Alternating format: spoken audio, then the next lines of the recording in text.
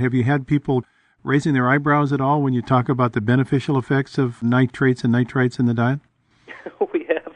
We've got a broad spectrum of response. Sometimes a visceral reaction from people who grew up in the 60s and 70s, who were taught that these were human carcinogens. They were unwanted contaminants in our food and water supply. But, that was long before it was ever discovered that these anions are actually produced within our body. So they're not contaminant foreign food additives. They're actually naturally occurring molecules that are produced within our body. So the notion that they're toxic, nothing is without toxicity. Obviously, there's a context for health benefit and toxicity, and it has to do with concentrations or total exposure.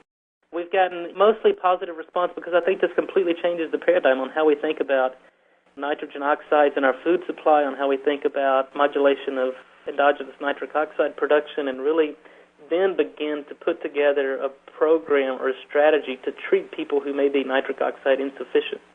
And I think it's a combination of fueling that endogenous pathway and creating a reservoir through dietary interventions of bioactive pool of nitric oxide.